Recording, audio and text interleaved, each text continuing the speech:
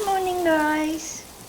So I thought we can today do a bit we haven't done landscape in a very, very long time. Well, I haven't. So I thought we could do this today. And I found this very beautiful photograph of somewhere in the Karoo, I think it looks like. Maybe in the northern parts of the Western Cape, maybe. But anyway, so I think we're going to do this one in stages because I want to do it properly. And this will also give newer students an idea of how patient you have to be when you create a proper artwork. So the first stage is to do the underdrawing, and that's what I'm going to start with today, is the underdrawing. So I'm just going to fast forward. I'll see, maybe we can start with some of the basic shading. We'll see how far we get today.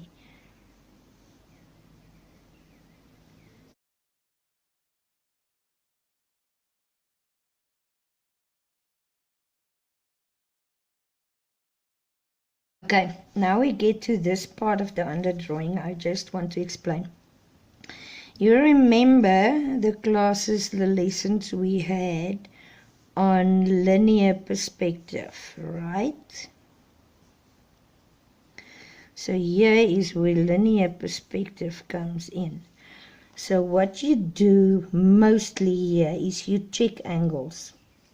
Check angles against horizontal and vertical, and check angles against each other. Compare angles with each other. Just see if you can actually see what I'm doing here. Let me move it up a bit. Okay, there you go. So check angles against each other and check them against horizontal and vertical. You don't have to do an entire that linear, the eye level line and the vanishing points and all the linear lines and everything. You don't have to do that, so long as you have the idea and the basics. So you can see here, this part of the building, this corner, looks a bit longer than that one, because that one should be farther away. See, this is where building depth in your picture, your artworks come in. It's a very slight difference, but it's there. And now here, there's bushes in front, so I can't really see, but it seems to just go on there. There you go, and then up top, because that part has a flat roof. There you go. I would assume it does that. And when you draw boxes, remember that the lines must be parallel to each other. I've made that one, that angle a bit too steep, so I'm just adjusting. They must run parallel to each other, otherwise your box won't be a box. It will be a very weird shaped box. Right, so now I have this, and now I can add that bit of detail there. And when you draw buildings, get the structural sketch almost. Get the basic shape right before you start adding the details. Okay. That's what I've done here. I've first focused on getting the structure shape right, and then I started adding details. Oops, that should go like that.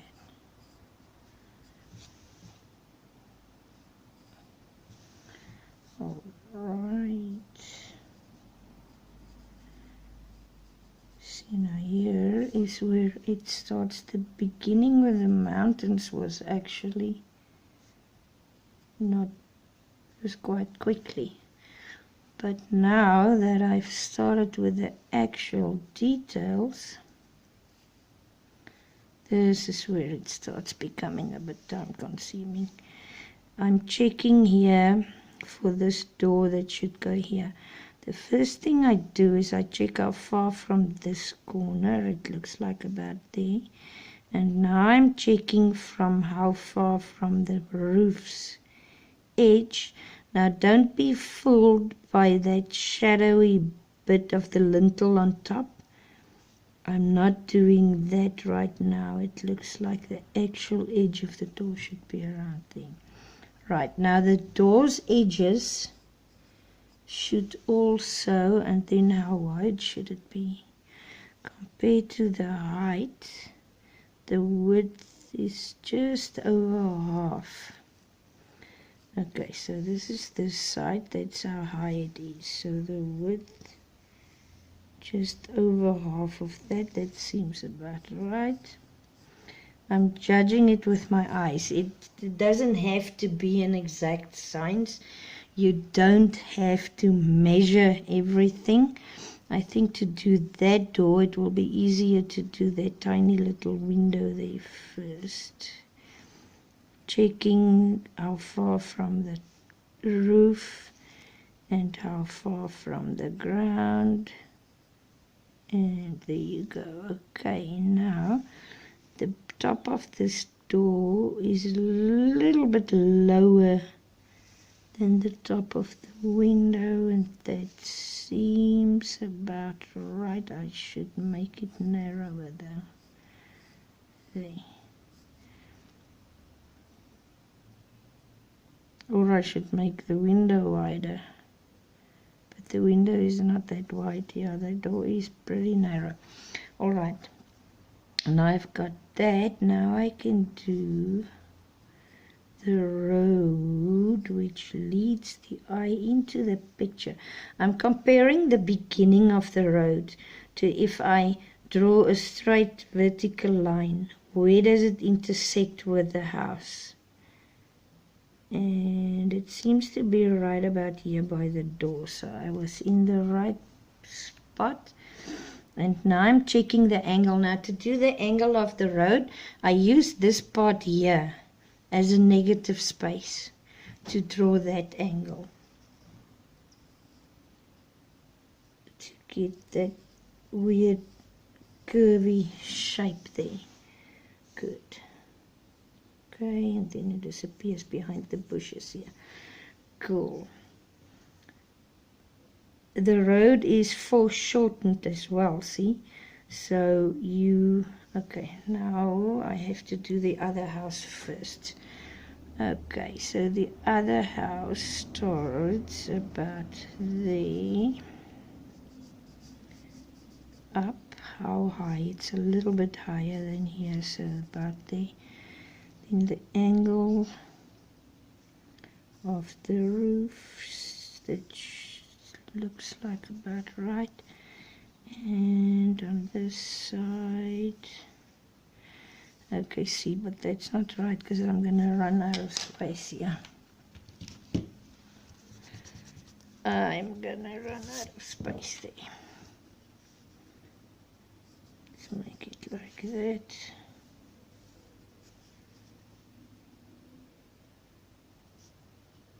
And it comes down to low. There you go. That's about it. And there's stuff standing here. And this, it looks like a water tower or something.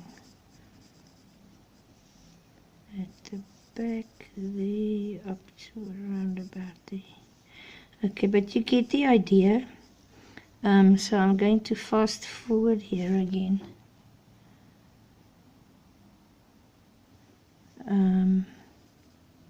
Yeah.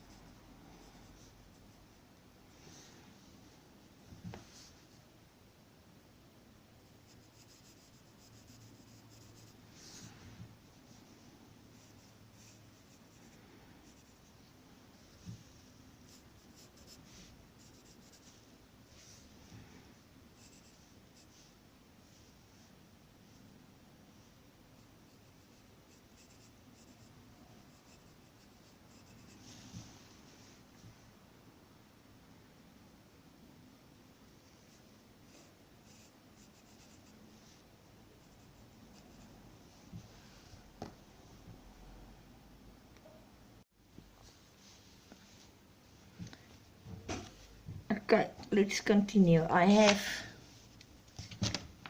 made a very rookie mistake here. I started too low, so I'm kind of running out of paper here at the bottom. That's okay. We'll work around it. It gives me the opportunity to show you how to work around the mistakes you make and make your mistakes part of your artwork, actually, without it looking unrealistic. Right? Okay, so those are those. I think I must make the road go up a little bit. No, I can't do that. Yeah, maybe a little like that. And it disappears around about where this part of the roof stops. Disappears here. Behind this rock formation thing with the bushes and stuff. Right, and right next here, next to, you see this should be higher. That's what makes me think that the road should be higher as well. Because if I compare where this bush ends, it kind of overlaps with a house around about that height, which means that this hilltop thingy must be there, which means if I use this bit here as a negative space, I can draw this part of the road. There you go. And then I can do the top. It should go closer to the house there. There, that's it. That looks better. You see, this is, and this. See here, I made another mistake. This should be parallel to that part, but it's not. So let's just correct this, and this is why erasers are very, very important in art. There you go, that looks better.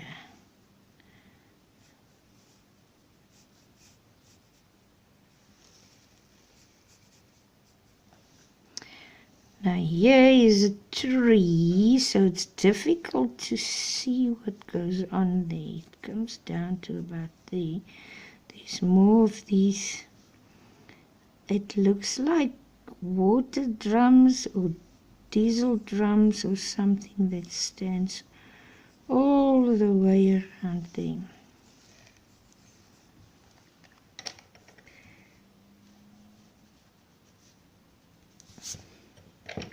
This is also why you do not draw. You start off drawing very lightly. Don't go too dark. I'm actually, for the sake of you guys being able to see what I'm doing, I'm going darker than I should be. That's why it makes it a bit more difficult for me to make adjustments and erase. Alright, and then the rest of the tree, I'm just gonna make squiggles. So long as I've got the general shape of the tree, it's fine. It kind of sticks around the corner as well.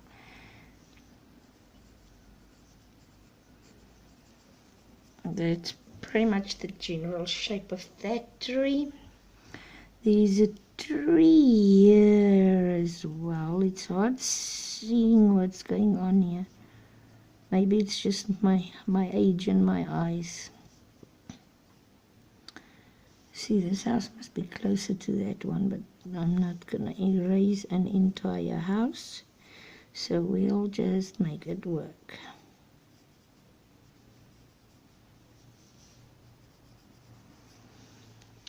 Right, and then there are these bushes around here. I know this might be boring for you guys, seeing me doing an underdrawing, which I'm very sure you can do yourself as well. I want the purpose of me not doing the underdrawing beforehand and then just coming here and doing the shading is that I want to show the newer students and even my older students, not in age, in time spent with me, that it's fine to make mistakes and erase mistakes and making adjustments. It's actually absolutely perfectly fine.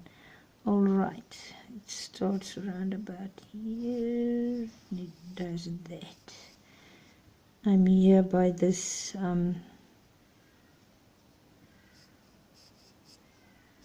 railing thing next to the road. It looks about like that, yeah. Now, be careful.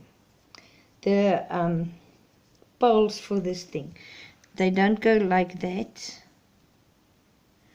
Otherwise, it looks like a train track. They go vertical, straight up. And only parts of them stick out behind. Because nothing in the natural scheme of things can go against gravity, right? This is the earth, not there. It has to go with gravity.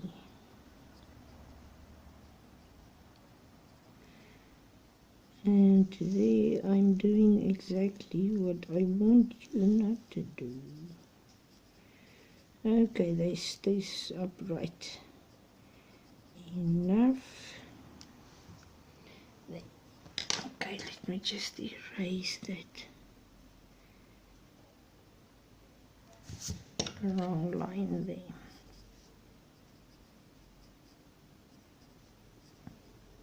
See? Okay, I'm not going to worry about the shading for now. There seems to be like some kind of, can't make out what it is, a piece of wall or something over there. Yeah, there's something like that. Alright, and then there's a little tree thingy here. There's a lot of the little trees and bushes. I think if I wanted to make this photorealistic, I would have included every single rock and leaf. But I'm not going to make it photorealistic. Sorry about that message coming through. I thought I switched the sound off. I'm not going to make it photorealistic, so I'm just going to add little details here and there. I'm not going to add every single bush and rock in the picture, because then it will take months if I want to make it photorealistic. I think for now it's fine. Alright, now here is a type of a fence thing. Am I going to include that fence? I think I'm going to leave that fence right next to the houses. I think I'm done like this. Right, so what we're going to do now, let me see how long here. No, I think the video is going to get too long now. Is tomorrow I will just start with the general shading, and then we can start working on finer details in the shading as well. For instance, the texture you can see there on that hill and a little bit on the slopes here and there. You can't see much details here. This artwork will be a perfect illustration of depth, right, and aerial perspective. It's actually a very good combination of linear perspective. I used a little bit of informal perspective as well, especially when I did the road here. and aerial perspective with the mountains and the level of details that diminishes as you go deeper into the picture. But we'll get to that all tomorrow. You guys must enjoy the rest of the day. See you next time. Bye.